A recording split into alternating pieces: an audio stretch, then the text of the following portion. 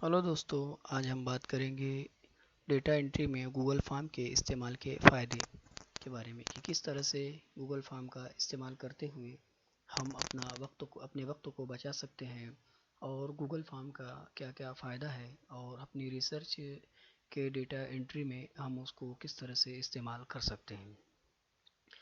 इस ज़िम्न में हम 5 निकात पर आज बात करेंगे। पहला पॉइंट है वक्त की बचत।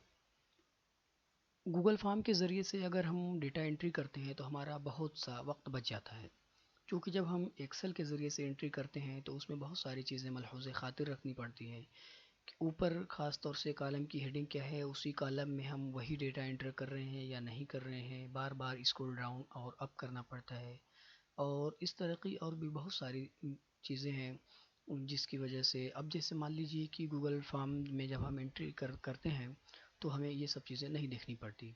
उसके अलावा जो दूसरा फ़ायदा है हमारे गूगल फॉर्म के ज़रिए से डेटा एंट्री का, वो ये है कि हमें गलती के इम्कान बहुत कम हो जाता है। ज़ीरो एरर रेट, गलती एंट्री का इम्कान न के बराबर रहता है। हम जब भी एंट्री करते हैं तो उसमें अक्सर जब एक्सेल में करते हैं तो कभी जब कोई डिजिट डालते हैं तो 1 2 3 और उसमें कभी कामा कभी डॉट लग जाता है, लेकिन और जब हम डेटा इंटरप्रेट करते हैं तो उस एक गलती की वजह से वो पूरा डेटा सही से इंटरप्रेट नहीं हो पाता है और उसको फाइंड करने में कि कहाँ पे गलती हुई थी बहुत सारा वक्त लग जाता है। तो इस तरह की कोई गलती गूगल फॉर्म में नहीं होती है। उसके अलावा जो एक और सबसे बड़ा फ़ायदा है वो ये है कि बगैर कंप्यूटर के आप एंट्री कर सकते हैं। आप सबसे पहले बस आपको ये करना होगा कि आप किसी भी लैब में या किसी भी साथी के लैपटॉप में या फिर हो सके तो आप अपने मोबाइल फ़ोन में भी गूगल फॉर्म क्रिएट कर लें और क्रिएट करने के बाद आप उसकी लिंक अपने मोबाइल में, जब आप मोबाइल में किए हैं तो मोबाइल में ही रहेगी, नहीं अगर मोबाइल में नहीं है तो उसकी लिंक आप अपने ईमेल से या ईमेल पे रख लीजिए और वहाँ से आप लिंक एक्सेस कर लीजिए। और इसका एक फ़ायदा ये है कि आप जब अपने स्मार्टफोन में ये काम करते हैं तो आप मोबाइल के ज़रिए से भी डेटा एंट्री कर सकते हैं। अब तक क्या होता था कि हम एक्सेल ओपन करना है तो मोबाइल में अगर ओपन करते हैं तो ये और बहुत बड़ा दुशवार मरहला होता है, लेकिन चूँकि इसकी स्क्रीन छोटी होती है। लेकिन अगर कंप्यूटर में हम ओपन कर रहे हैं तो उसके साथ हमें कंप्यूटर कैरी करना होगा, या अगर हमारे पास नहीं है, ख़ास तौर से एमएड के साथियों के पास जो कि अभी पीजी में रहते हैं तो मोस्टली लोगों के पास लैपटॉप नहीं होता है। तो उस सूरत में डेटा एंट्री करना है तो किसी का मांगना है या फिर लैब में जाना है और उसके हिसाब से हमें काम करना पड़ता है। तो इसलिए और डेटा एंट्री चूँकि एक बहुत वक्त इसमें दरकार होता है, इसलिए अगर हम गूगल फॉर्म क्रिएट कर लेते हैं तो वक्त के बचने के साथ साथ दूसरे के हम मोहताज नहीं रहेंगे। हम अपने मोबाइल से पूरे डेटा की एंट्री कर सकते हैं। उसके अलावा जब हम एक्सेल में कोई कोई भी डेटा एंट्री करते हैं तो एक से दो लोग एक्सेल में एंट्री कर सकते हैं कि एक शख्स बोले और दूसरा एंट्री करता जाए, उसमें भी गलती हो जाती है कहीं कुछ और दब जाए तो। लेकिन गूगल फॉर्म में एक ख़ास बात यह है कि अगर आपका डेटा 100 1000 500 अगर है तो एक साथ आप अपने बहुत साथियों को लिंक शेयर कर दीजिए और अपना जो हार्ड कापी है रिस्पॉन्डेंट्स ने जो आपको रिस्पॉन्ड किया है वो दे दीजिए और वो एक साथ मिलकर आपका सैकड़ों डेटा की एंट्री आपको घंटे आधे घंटे में करके दे देंगे। और एक गूगल फॉर्म की एक ख़ास बात यह है कि वो अपने ख़ुदकार तरीके से डेटा की एंट्री किए गए पूरे डेटा का ग्राफ तैयार करता रहता है। अब गूगल फॉर्म क्रिएट करने के लिए आप कोई भी वीडियो यूट्यूब से देख सकते हैं कि किस तरह से गूगल फॉर्म क्रिएट किया जाता है, उसमें किस तरह से कंडीशंस वगैरह लगाई जाती हैं। यहाँ पर मैं अपना एक गूगल फॉर्म आपको डेमो के तौर पे दिखाना चाहूँगा। अब ये देखिए यहाँ पर मेरी पीडीएफ काफ़ी है, सॉफ्ट कापी, इसका मैंने प्रिंट ले लिया था इसकी। और उसके बाद मेरे रिस्पोंडेंट ने जो जवाब दिया था इसको मैंने गूगल फॉर्म से फिल कर लिया था, जिससे मुझे बहुत आसानी हो गई थी। ये देखिए, ये पूरा सवालनामा है मेरा और ये यहाँ से शुरू हुआ था। ये डेमोग्राफिक वेरिएबल और बेसिक इन्फॉर्मेशन हैं। अब हम आ जाते हैं अपने गूगल फॉर्म में। ये मेरा गूगल फॉर्म है, ये इस तरह से अब इसमें शो कर रहा है। यहाँ रोल नंबर और ये रोल नंबर है। और फिर उसके बाद हम आगे आते हैं तो ये 6 है, एजुकेशनल क्वालिफिकेशन, मदर टंग। और ये क्वेश्चन आयर का पहला सेक्शन यहाँ से स्टार्ट होता है, राइटिंग अप्रीहेंशन टेस्ट। यहाँ पे आप गूगल फॉर्म में कुछ अगर इस तरह का कोटेशन भी डालना चाहें तो डाल सकते हैं, इससे कोई हर्ज नहीं है, या कोई पिक्चर उसकी जगह पे लगा सकते हैं। अब ये क्वेश्चंस के आइटम्स हैं यहाँ पे।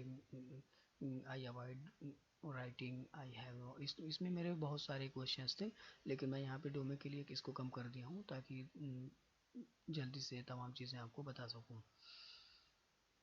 इस तरह से सवालनामा क्रिएट जब हो जाता है तो फिर आप इसको अगर शेयर करना है तो आप इस सेंड बटन पे जैसे ही क्लिक करेंगे और यहाँ पर लिंक का ऑप्शन आएगा। अब जब इस लिंक को, ये लिंक चूँकि बहुत लंबी है, इसको शार्ट करना चाहें आप तो ये शार्ट एंड यूआरएल पे क्लिक करिए और इसको कॉपी कर लीजिए। कॉपी करने के बाद आप अपने मेल से यहाँ पे कंट्रोल V से पेस्ट कर लीजिए और जिसको आप चाहें यहाँ पे उसको भेज सकते हैं। और फिर उसके बाद जब आपकी लिंक क्रिएट हो गई तो कोई भी शख्स इससे, ये अगर हम नया टैब खोल के इसमें कंट्रोल V करते हैं तो अब देखिए यहाँ पर भी वो फॉर्म ओपन हो जाएगा। और जैसे ही अब आपका फॉर्म ओपन हो गया तो अब आप यहाँ से एंट्री करना शुरू कर सकते हैं। मैंने कुछ एंट्री पहले से ही कर दी है जो कि आपको यहाँ शो कर रहा था। ये देखिए यहाँ पे शो कर रहा है रिस्पॉन्सेस 4। अब एक डेमो के लिए मैं आपको एक और दिखा दे रहा हूँ।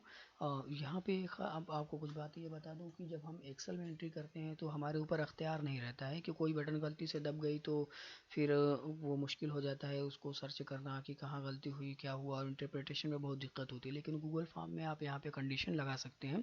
अब देखिए मैंने यहाँ पे पहली कंडीशन ये लगाई है कि 1 से 85 तक ही को लेना है, 86 को नहीं लेना है, और अगर कोई भी सिर्फ डिजिट सी इसको एक्सेप्ट करनी है। तो जैसे ही अगर मैं यहाँ पे 86 डाल के नेक्स्ट करूँगा तो ये देखिए यहाँ पे पूरा ये रेड में आ जा रहा है। अगर लास्ट में जब मैं सब नेक्स्ट करूँगा तो ये नेक्स्ट होगा ही नहीं जब तक कि हम इसे करेक्ट नहीं करेंगे, और यहाँ पे लिख के आएगा must be A number between 1 and 5। अब जैसे ही अगर हम 25 पे क्लिक 85 करके आगे बढ़ते हैं तो देखिए इसने ले लिया है। लेकिन अगर वही उसके अलावा आप यहाँ पे कोई अल्फ़ाबेट आ जाता है या कुछ और आ जाता है तब भी ये जब आप आगे बढ़ेंगे तो देखिए फिर भी वही सेम चीज़ आने लगी। तो इस तरह से हम अपनी एरर्स को रिड्यूस कर सकते हैं गूगल फॉर्म के ज़रिए से।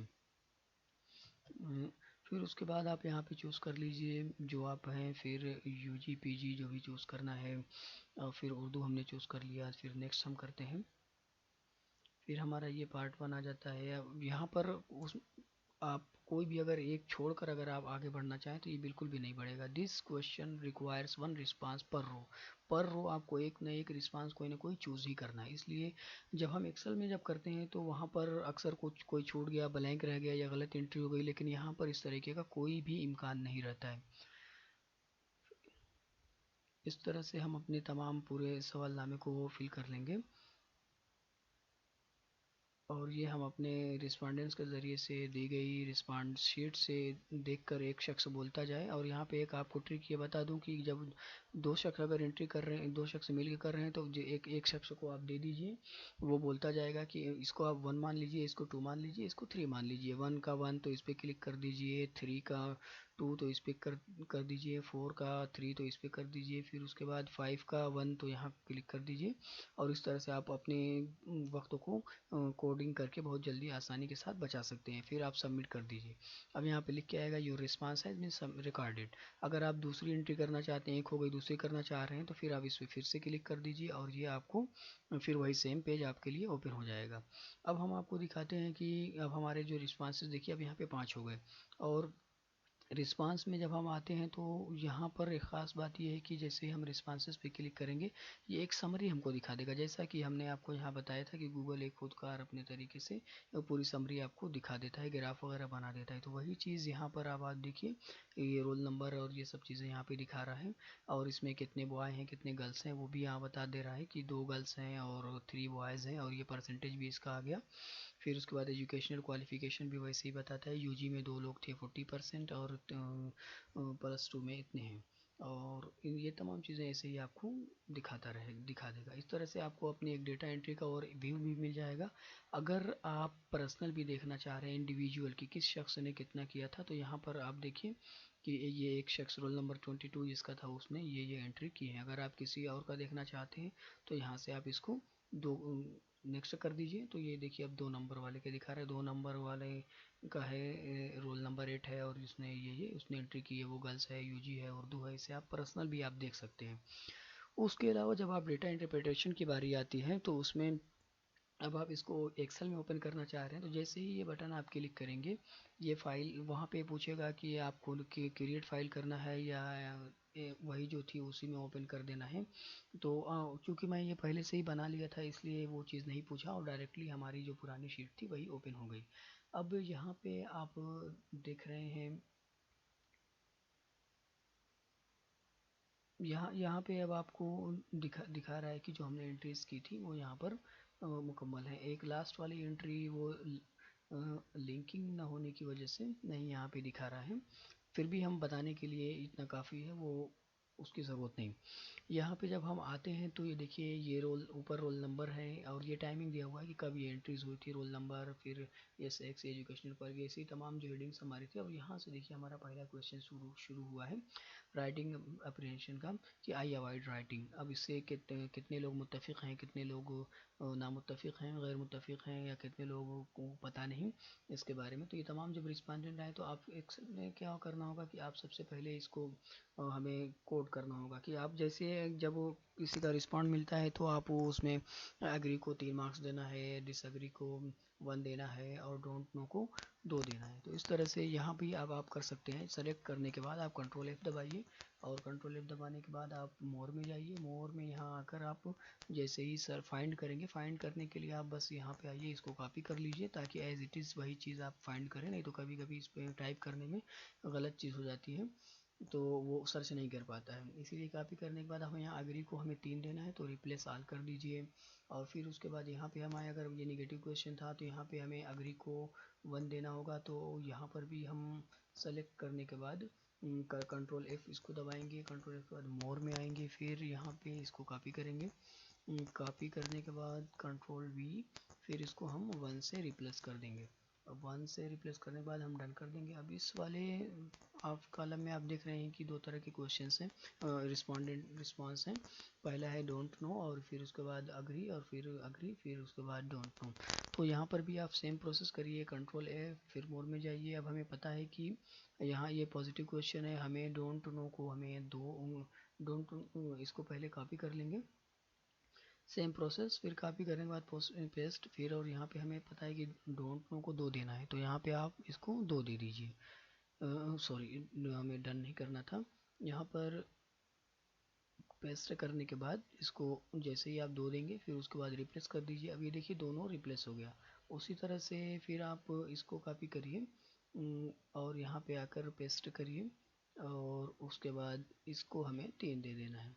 3 देने के बाद अब सॉरी 3 देने के बाद हमें रिप्लेस करना था और जैसे ही आप यहाँ पे रिप्लेस करेंगे वहाँ पर नीचे पूरा 3 आ जाएगा। अब ये देखिए पूरा रिप्लेस हो गया। अब इसको डन कर दीजिए।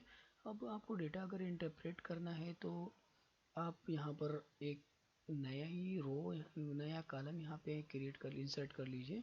अब देखिए हमने एक इंसर्ट कर लिया तो यहाँ पे आप पूरा सेलेक्ट करके सम या बाकी चीज़ें कर सकते हैं और ये आपका क्लाउड में ऐसे सेव होता जाएगा। देखिए यहाँ पे all change save in drive, लेकिन अगर आप इसको डाउनलोड करके करना चाह रहे हैं तो यहाँ से आप डाउनलोड एज एक्सेल फाइल में, ओपन डॉक्यूमेंट में, PDF में, किस फॉर्मेट में आप डाउनलोड करना चाहते हैं यहाँ से फॉर्मेट कर सकते हैं। तो अब आपको पता चल गया होगा कि जब हम डेटा एंट्री करते हैं रिस्पॉन्डेंट से, जब हमें जवाब मिल जाता है तो उसके बाद हार्ड कापी अगर हमारे पास है तो एक्सेल में एंट्री करना है तो हम सबसे पहले उस हार्ड कापी पे निशान लगाते हैं कि इसको आइटम के लिए इतना मार्क्स, इसके लिए इतना किसी ने एग्री किया है, तो हर को मैनुअली आपको उसमें मार्क्स देना होता है। फिर एंट्री करते वक्त वही मार्क्स हम डायरेक्टली वहाँ पे डालते जाते हैं और अगर हम मार्किंग नहीं कर पाते हैं तो फिर हम अक्सर भूल जाते हैं कि अरे इसका कितना था, उसका कितना था, क्या देना था, और इस तरह से डेटा में गड़बड़ी हो जाती है।